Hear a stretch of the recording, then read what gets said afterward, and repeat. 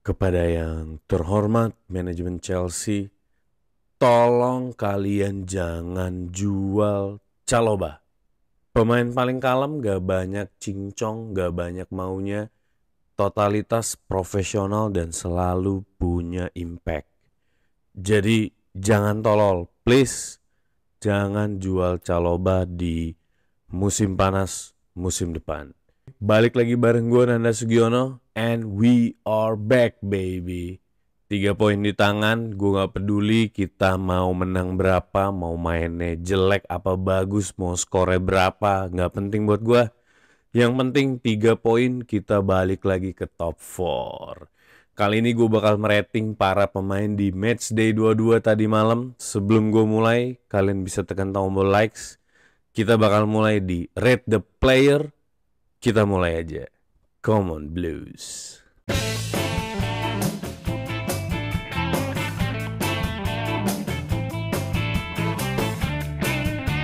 Stamford Bridge kembali bergetar. 3 gol bersarang ke gawang Josesa di matchday 22 tadi malam. Chelsea kembali ke jalur kemenangan. Akhirnya kita bisa balik lagi ke top 4 setelah melalui 1 bulan panjang, 6 match tanpa kemenangan. Perjuangan ke top 4 ini masih panjang, masih sisa 70. Perjuangan ke top 4 ini masih panjang, masih sisa 17 match day lagi. Maresca harus bisa memastikan para pemainnya ketemu lagi dengan sparknya dan cara main mereka bisa fit in di dalam sistemnya Maresca supaya terus bisa beradaptasi di setiap pertandingan. Trevoh Chalobah kembali debut untuk kedua kalinya di Stamford Bridge, menggantikan Post Colwill yang ditinggal karena cedera. Chalobah bermain keren banget menurut gue. Ketenangannya yang kita semua rindukan kembali ada di Bridge. Tackle pentingnya di awal pertandingan langsung membakar semangat pemain dan fans di Bridge. Chelsea bermainnya ganas banget. 7 cross from open play berhasil dibuat di bawah 15 menit babak pertama pertandingan. Menurut gue gila banget. Deadlock berhasil dipecat Tosin lewat tendangannya di menit ke-24. Corner yang berhasil dimanfaatkan James, tendang ke lini tengah opposite box, jatuh di kaki Tosin. Dengan mudah Tosin melesakkan bola ke gawang Josesa. Gue take note dikit gesturnya Tosin setelah adanya calling buat review VAR. Menurut gue Tosin gak boleh pasrah kayak gitu. Dia harus stay dengan keputusannya bahwa itu adalah gol. Karena winning mentality itu harus ditunjukkan lewat gestur yang dia punya. Untungnya VAR memutuskan buat gol dan 1-0 buat Chelsea. Blundernya Sanchez di akhir babak pertama menurut gue harus jadi note buat Maresca. Maresca harus berani kritik Sanchez bahwa memang permainannya tidak sebagus yang seperti dia bayangkan. Gue tahu Maresca bilang di post-match interview tentang berapa banyak save-nya Sanchez dan kita harus lebih fokus kepada itu daripada kesalahannya. Karena menurut dia setiap pemain juga punya kesalahan di setiap pertandingan. Tapi anyway, kesalahannya Sanchez ini sangat-sangat besar menurut gue ya. Blunder yang memang seharusnya tidak dilakukan oleh seorang kiper. Kita tahu golnya Wolf ini terjadi karena adanya kesalahan halawan bola oleh Sanchez yang seharusnya bisa dia buang, malah dia tahan dan akhirnya jatuh ke bawah dan dimaksimalkan oleh Doherty. Harusnya bola itu nggak boleh terjadi seperti itu di kondisi krusial. Harusnya goalkeeper bisa lebih memanfaatkan peluang-peluang sempit untuk mengamankan gawangnya yang utama. Jadi bukan untuk memuaskan style dia bermain di lapangan. 1-1 dan babak pertama habis. Kita mesti sadar squad Chelsea ini jauh dari kata matang dan sempurna guys. Dalam satu pertandingan aja kita bisa bermain bagus di 10 menit, kemudian kita bisa jelek banget di 10 menit selanjutnya. Itu udah kejadian di 6 pertandingan terakhir di mana Chelsea selalu kesulitan mempertahankan keunggulan. Mentality yang Chelsea punya begitu udah 1-0 kelihatannya permainan menjadi kendor, semua nggak fokus dan akhirnya kita harus kebobolan dan ngejar lagi buat mencari keunggulan di pertandingan tersebut. Untungnya di matchday 22 ini mentalitas Chalobah dan James ini bisa jadi pembeda. Dengan adanya dua sosok senior ini, Chelsea bisa balik lagi ke track permainannya. Jadi kita nggak perlu jauh-jauh dari trajektori kita. Setelah kita unggul 1-0, kita masih tetap bisa gas terus. Gol Cucurella di menit 60 berhasil membakar semangat lagi. Chelsea balik lagi nyerang. Tosin dan Chalobah tadi malam menurut gue jadi duet back terbaik ya sepanjang musim ini. Wolves bukan nggak mengancam gawang Sanchez, tapi adanya Trev ini bikin Tosin jadi lebih pede dalam bertahan.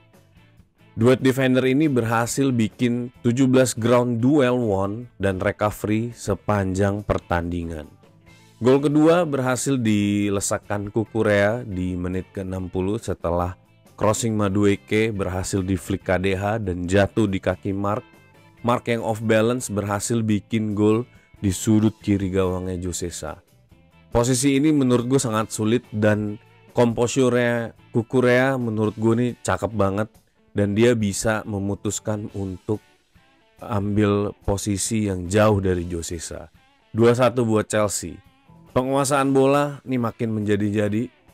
Masuknya Sancho di menit 62 nih menurut gue cukup mengubah arah permainan Chelsea. Tadinya Wolves itu udah mulai bangkit buat menyerang, tapi dengan adanya Sancho menggantikan Neto, bikin permainan kita bisa jadi lebih fluent ya, lebih agile dan penguasaan bola kita juga jadi lebih maksimal. Gol ketiga berhasil dipastikan lewat sundulan Madueke di menit ke-65. Gue setuju banget Madueke itu harus memastikan bola itu masuk ke dalam gawang. Terlepas itu dari pro dan cons teman-teman semua mungkin bakal jadi pembicaraan para True Blue. Seharusnya Madueke nggak melakukan itu, tapi itu adalah hal yang mesti dilakukan. Karena kita nggak bisa lagi buang-buang peluang. Kemenangan ini penting banget buat Chelsea buat memastikan kita masuk di top 4 race. Walau begitu, kita semua tahu siapa aktor utama yang harus kita sanjung di gol ketiga ini. Trevoh Chalobah. Gue merasa nyaman banget menyaksikan pertandingan tadi malam. Minim kesalahan, build up-nya jelas, dan yang paling penting defensive line-nya Chelsea itu mewah banget. Menurut gue lini belakang di pertandingan matchday 22 ini yang paling aman sepanjang musim 2024-25 ini. Lini belakang yang tenang ini juga bisa jadi pondasi Chelsea buat menyerang dan bermain dengan agile karena masing-masing pemain depan dan pemain tengah itu udah merasa nyaman dengan kehadiran Chalobah dan James. Gue bakal merating para pemain biar nggak bosen. Kita coba spin dulu. Sekarang kita mulai ya. Pemain pertama Robert Sanchez. Di video gue sebelumnya gue sempat bahas perannya Sanchez di sistemnya Maresca. Menurut gue Sanchez masih dipakai sampai saat ini cuma karena kita nggak ada kiper yang lebih baik guys. Jadi kalian juga harus paham kenapa Sanchez ini selalu bikin blunder. Karena dia memang yang terbaik dari yang terburuk. Sepanjang musim ini kita cuma bisa berharap supaya Sanchez nih nggak melakukan blunder-blunder lagi. Dia bisa save dengan baik, passing dengan baik, tangkap bolanya dengan baik, halau bolanya dengan baik. Untungnya di pertandingan ini nggak banyak ancaman buat gawangnya Sanchez. Buat gue Sanchez di game ini masuk ke box merah. Bingung saat dipres dan nggak bisa ambil keputusan dalam waktu cepat. Semoga manajemen Chelsea segera melihat masalah ini dan address masalah ini dan bisa cepat mencari solusinya. Next player, Dewsbury Hall. Gue nggak expect KDH bisa main dengan sangat on point seperti tadi malam. Dari menit pertama KDH itu udah nyetel banget menurut gue di squad ini. Dia sudah bisa menemukan cara bermainnya, dia udah mulai fit in dengan formasinya Maresca. KDH itu nggak menunjukkan gestur kikuk sama sekali. Permainannya jauh dari kata ragu-ragu. Padahal dia baru mendapatkan debutnya di PL di matchday kedua-dua. Kalau kita lihat data dari Opta, Seberangan passingnya KDH ini semuanya sampai ke titik tujuan. Jadi kalau kita lihat ada garis line berwarna hijau, itu berarti passing KDH ini berhasil mencapai ke tujuan di kaki para pemain lainnya. Nah, kita bisa lihat juga dari grafik ini, warna hijau ini passing-passing yang dibuat KDH di sepanjang pertandingan. Jadi rata-rata passingnya itu success rate-nya sangat tinggi karena yang berwarna merah cuma sedikit. Selain jumlahnya yang banyak, passingnya KDH ini juga sangat efektif. Bahkan dia bisa melakukan crossover jauh ke sisi lebar lapangan. Itu tandanya KDH ini udah paham bagaimana perkembangan permainan di matchday 22 ini. Menurut gue untuk pemain yang jarang dimainkan, KDH ini cukup sukses dan di luar ekspektasi gue. Selain itu dia juga berhasil mencatatkan assist buat golnya Marco Correa. Buat gue permainannya sangat memuaskan. Box hijau buat KDH, top notch. Gue berharap KDH bisa jadi starting line up di matchday berikutnya karena KDH ini bisa jadi salah satu alternatif lini tengah ketika kita kurang kreatif dalam sebuah pertandingan. Mantap KDH. Pemain berikutnya Tosin Adarabioyo. Semenjak FA Cup Round 3, Tosin ini udah mulai menemukan cara dia bermain di sistemnya Maresca. Buat seorang pemain berhasil fit in di dalam sebuah sistem, itu menurut gue sangat krusial dan sebuah pencapaian yang besar. Kita tahu dulu Rudiger di eranya Lampard juga kewalahan untuk ngeblend sama formasinya sampai akhirnya Rudiger berhasil menemukan cara bermainnya dan fit in di dalam formasi tersebut. Akhirnya dia bisa jadi sosok yang sangat penting buat pertahanan Chelsea. Gue harap Tosin juga begitu. Tosin bisa konsisten dengan level permainannya dan cara bermain dia yang sekarang. Adanya Trevoh Chalobah gue yakin bikin Tosin jadi lebih pede dalam bertahan.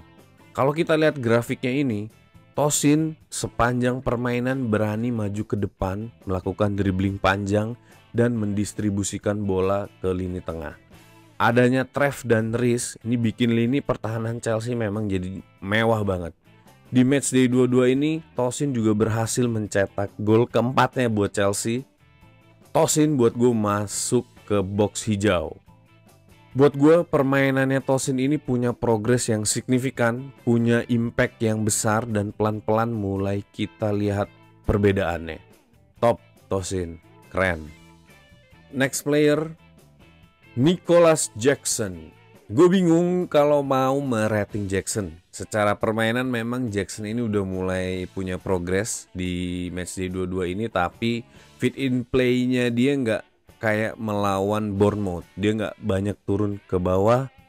Kayaknya Jackson juga bingung saat para pemain ini mengalirkan bola secara cepat lewat flank. Dia bingung dia harus turun ke bawah atau stay di depan.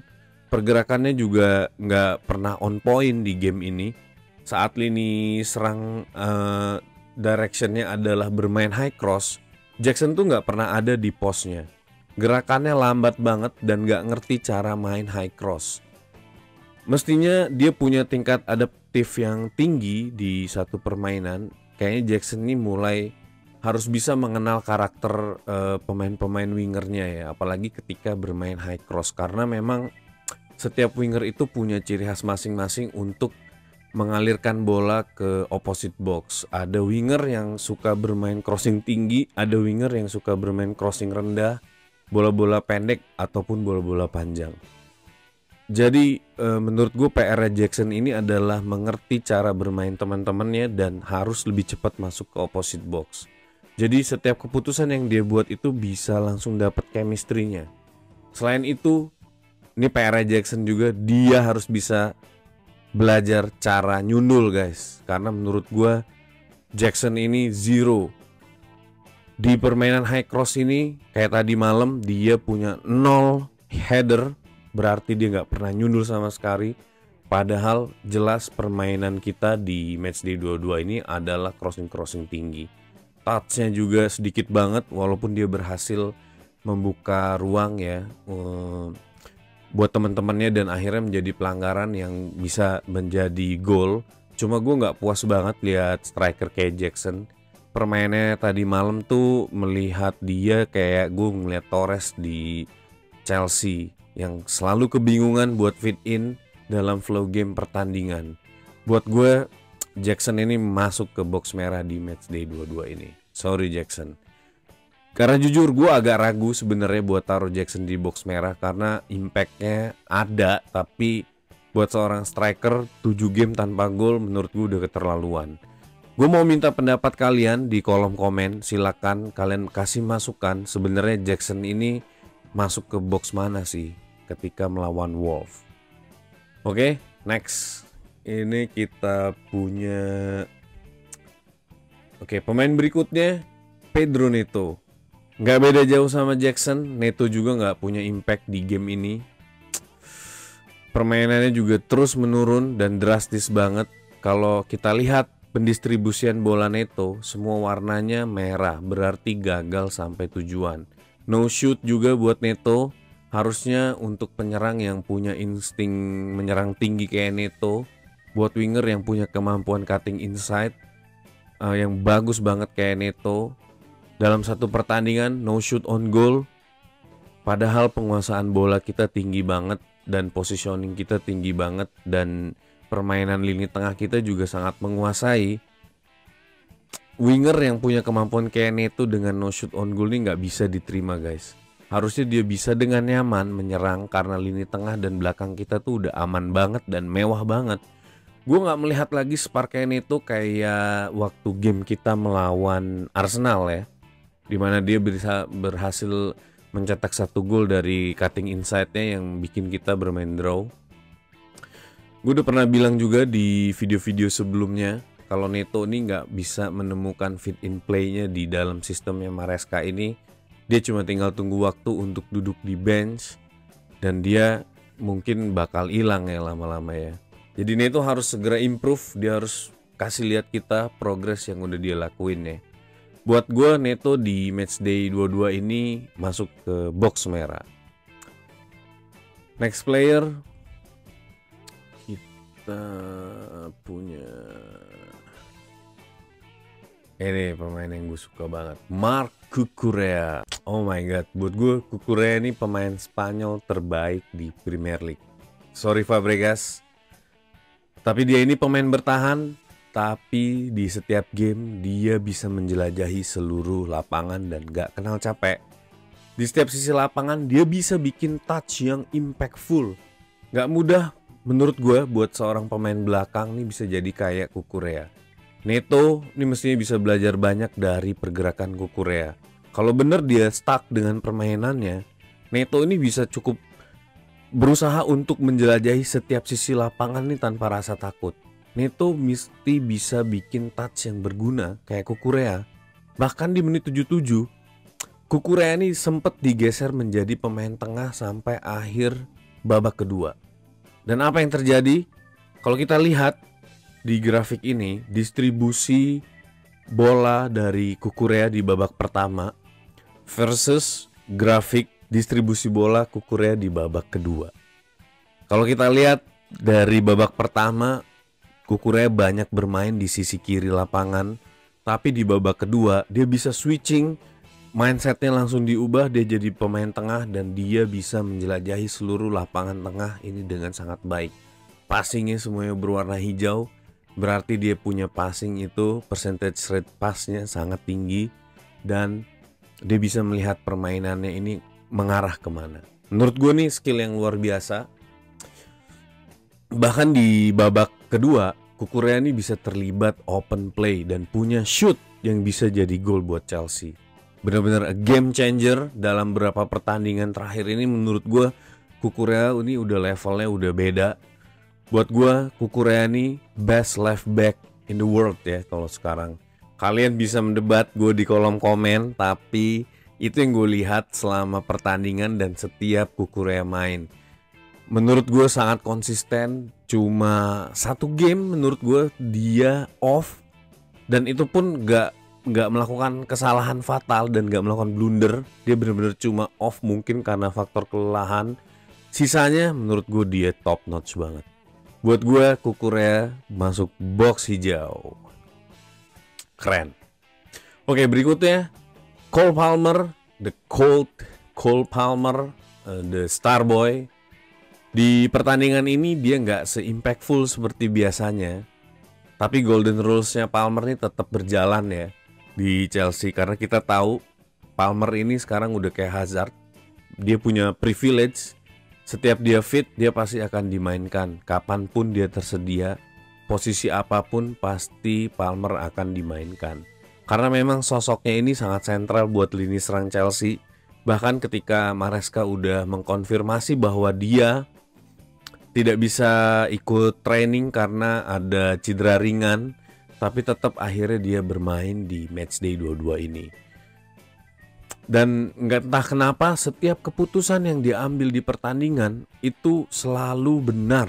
Passing-passingnya menurut gue selalu on point. Bahkan passing-passingnya itu sangat tidak di luar nalar ya.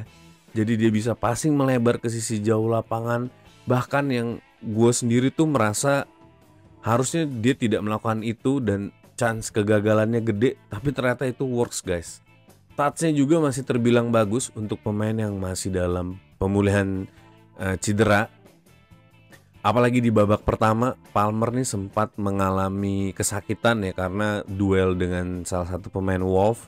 Dan kayaknya itu juga yang bikin dia sedikit hold back dalam permainan ini. Di game ini selain free kick-nya yang menjadi gol ketiga dan beberapa peluang yang dia berhasil ciptakan di babak pertama, sisanya nggak banyak yang bisa dilakukan Palmer.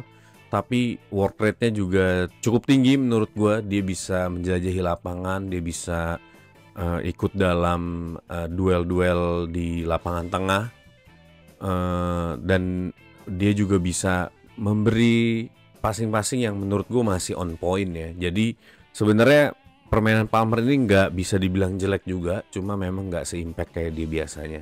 Tapi gue tetap akan menaruh dia di box hijau karena pemain kayak dia ini jarang banget gue temuin, apalagi di Chelsea. Ini one of a kind. Mungkin dia bisa disejajarkan dengan Hazard ya pada saat ini, ataupun Zola yang memang punya impact dalam permainannya.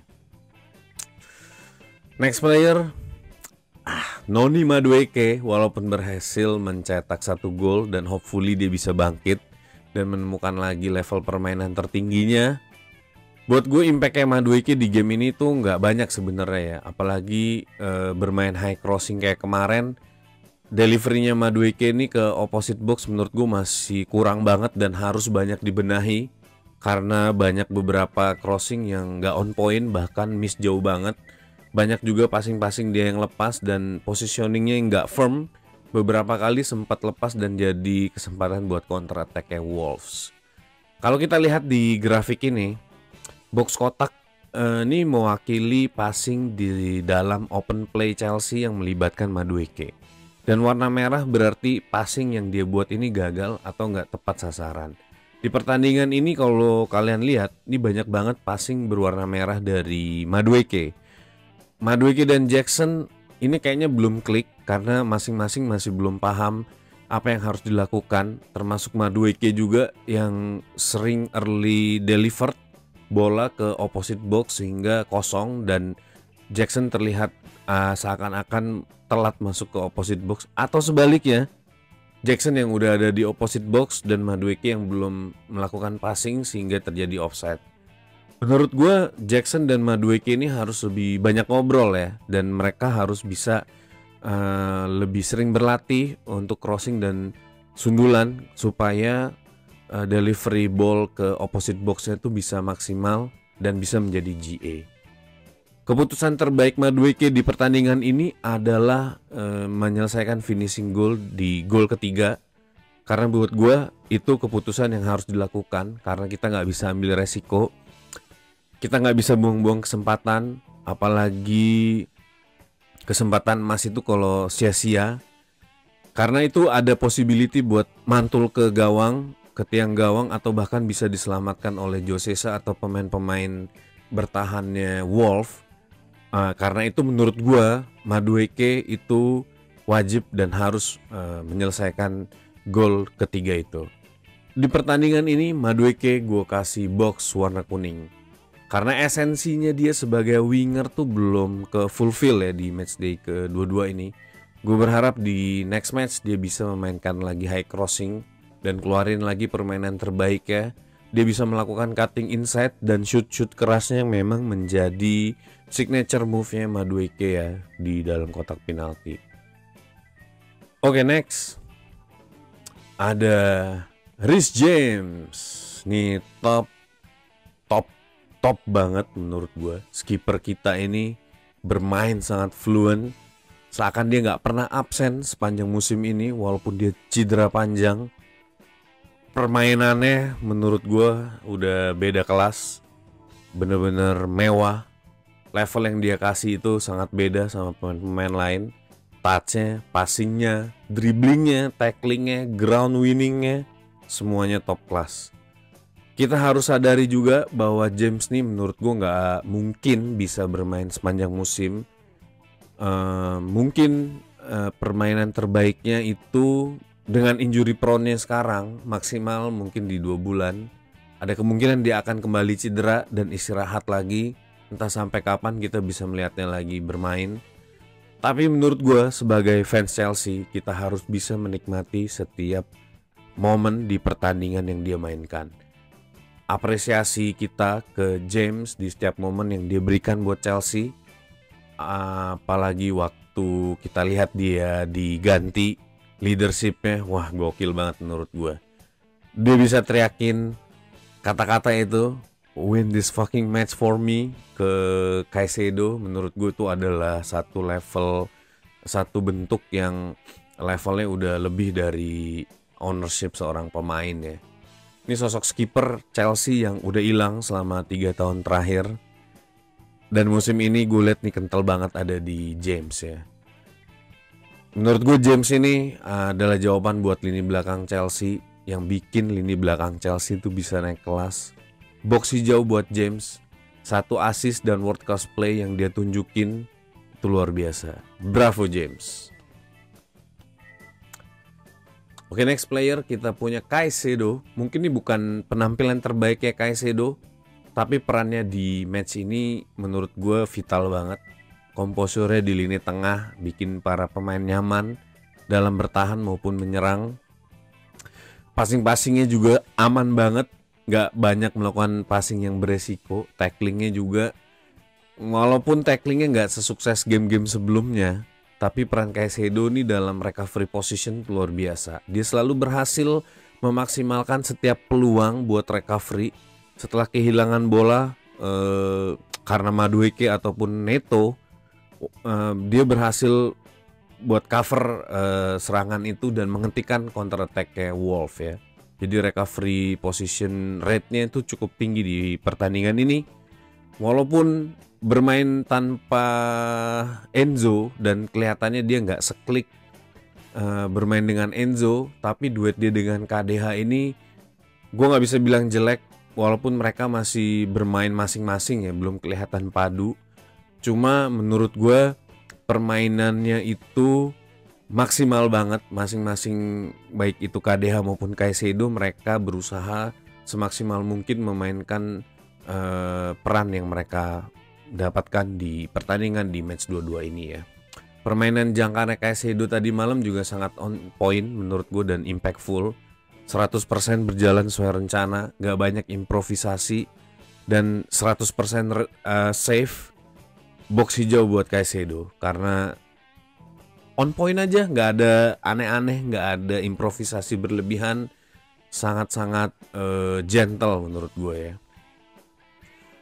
Oke, pemain terakhir, man of the match, Trevoh Chalobah. 100% box hijau buat Chalobah. Ketenangannya bikin lini belakang Chelsea bisa nyaman banget dalam bertahan, bisa nyaman banget memainkan bola, bisa nyaman banget bawa bola buat ke depan. Skill defense-nya juga, wah, bisa bantu gawang Chelsea bebas dari ancaman. Tackle-nya di menit awal babak pertama itu adalah bukti Trev nih sangat dibutuhkan Chelsea di musim ini. Gak banyak cincong, gak banyak mau, selalu profesional, selalu bersedia membantu tim, lahir dan besar di Cobham. Pemain ini tuh udah seharusnya dipupuk buat jadi legendnya Chelsea. Walaupun dia selalu dapat ujian, selalu dibilang gak fit di dalam satu sistem, dipinjemin, tapi dia selalu berhasil balik lagi, membuktikan dirinya bahwa dia worth buat tim sebesar Chelsea. Trev ini berhasil mendapatkan debut kedua di Chelsea di matchday 22 ini setelah sebelumnya dia bermain di Crystal Palace dan dipanggil kembali. Setelah belasan match dia meninggalkan Bridge, tapi Bridge selalu tidak asing buat seorang Trevoh Chalobah. Buat gue tolol banget manajemennya Chelsea kalau sampai bener Chalobah ini dijual di musim panas. Shame on you. Box hijau buat man of the match kita di matchday 22 ini. Kehadirannya bikin pertahanan Chelsea naik kelas, udah titik. Bikin True Blue optimis kita bisa bertahan di top 4 sampai akhir musim. Salut buat Trevoh Chalobah. Selain itu ada 5 pergantian pemain yang dilakukan Maresca di game ini. Untuk pemain pengganti, gue akan highlight satu aja, yaitu Jadon Sancho. Gue masih kurang paham kenapa Maresca lebih memilih Neto ketimbang Sancho buat jadi starting. Mungkin ada alasan teknik di balik itu. Tapi menurut gue Sancho jadi salah satu faktor penguasaan bola terus berjalan di babak kedua dan kita bisa dengan nyaman memainkan permainan di babak kedua. Bahkan kita bisa meningkatkan intensitas serangan dari menit 70 sampai akhir pertandingan, itu juga berkat andilnya Sancho. Distribusi bolanya sukses besar, gak banyak kehilangan posisi dan bisa memanfaatkan skillnya dengan efektif di pertandingan ini. Buat gue Sancho patut dikasih box hijau. Walaupun bermain 30 menit, impactnya langsung kerasa buat permainan tim di matchday ke-22 ini. Terakhir, gue punya sang manajer Enzo Maresca. Gue akan bahas 3 faktor di pertandingan ini buat Enzo Maresca. Yang pertama itu ada setup game, yang kedua ada game management, dan yang ketiga ada substitution. Buat setup game, gue awalnya agak pesimis sebetulnya jujur dengan starting line up Chelsea, terutama di lini depan. Gue melihat dari setup game awal, ini paceklik gol bakal tetap terjadi di matchday 22 ini. Dan gue mulai melihat kemungkinan kita akan bermain imbang atau bahkan kalah melawan Wolves. Karena harapan gue Maresca itu bisa memainkan duo number 10 seperti saat melawan Morecambe. Untungnya nih lini belakang kita yang solid jadi fondasi buat para attacker ini bisa bermain lepas. Gol demi gol berhasil disarangkan di gawangnya Josesa. Kekhawatiran gue pelan-pelan mulai hilang seiring berjalannya game, walaupun ada beberapa pemain yang flop kayak Neto dan Jackson. Buat gue setup gamenya Maresca ini ternyata masih oke dan cukup impact untuk melawan Wolves. Di game management di matchday 22 ini Maresca berhasil menjalankan pattern baru menurut gue ya di dalam setup permainannya, yaitu high crossing play, dimana kita lihat banyak open play dan crossing terjadi di pertandingan ini yang berhasil dibuat Chelsea. Di 15 menit pertama babak pertama itu kita bisa berhasil membuat 7 open play ke opposite boxnya Wolves. Memang masih kurang klinis karena itu ada andil besar dari Jackson, dan akhirnya open play ini jadi kurang efektif. Tapi terlepas dari itu, game manajemen Maresca ini patut diacungin jempol. Maresca coba keluar dari pattern permainan inverted dan overload playernya di lini tengah. Dia lebih fokus memainkan flank dan high crossing. Kita patut tunggu hasil dari approach barunya ini, hopefully di pertandingan melawan City di Etihad next week. Ini kita bisa bermain efektif ya, karena memang kita tahu City juga back-backnya lagi pada cedera dan masih sangat fragile. Jadi harusnya permainan crossing ini bisa menjadi salah satu peluang kita buat unggul di pertandingan tersebut ya. Oke, terakhir itu ada substitution. Menurut gue Maresca juga mulai berani dan percaya dalam melakukan rotasi permainan di pertandingan. Dia mulai percaya sama pemain-pemainnya. Masuknya Sancho ini jadi bukti Maresca punya sense yang lebih urgent. Dia bisa melihat arah pertandingan ini mulai lepas kendali dan bisa-bisa jadi seperti pertandingan sebelumnya. Nah, urgency ini menurut gue memang harus dimiliki seorang pelatih, tapi memang ini harus melalui pengalaman yang bertubi-tubi ya. Jadi nggak bisa mereka tiba-tiba punya sense of urgency yang seperti ini. Tujuannya supaya match-match sebelumnya tuh nggak terjadi lagi, di mana kita udah unggul 1-0 kemudian kita bisa diimbangi atau bahkan kita bisa kalah. Dan menurut gue pilihannya tepat banget mengganti Neto dengan Sancho. Skill dan tipe permainan Sancho ini bisa langsung fit in dalam pertandingan tadi malam.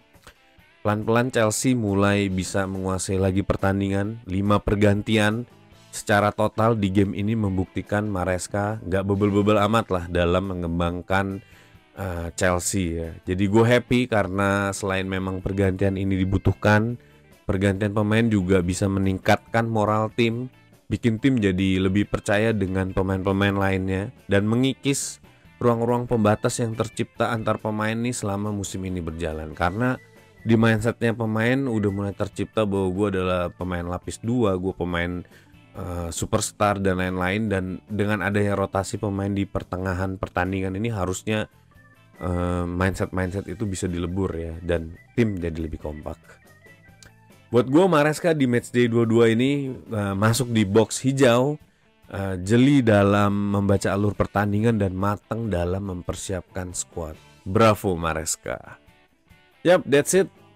Rating pemain versi gue. Buat kalian yang merasa gak sesuai, silakan langsung drop komen. Buat kalian yang suka sama video ini, jangan lupa hit tombol likes dan subscribe supaya gue makin semangat bikin video kayak gini. Buat kalian yang mau dengerin podcastnya Breed of Blue di Spotify, tinggal cari di sana atau klik link yang ada di deskripsi di bawah ini. Balik lagi bareng gue, Nanda Sugiono, di Rate the Player berikutnya. Semoga perjuangan Chelsea bisa maksimal untuk tetap bertahan di top 4. Next week kita bakal bertandang ke Etihad. Man City udah kembali ke formnya, tentu bakal jadi batu sandungan buat kita bertahan di top 4. Tetap semangat dan support tim kesayangan kita Blues. Keep the blue flags flying high, up the Chelsea.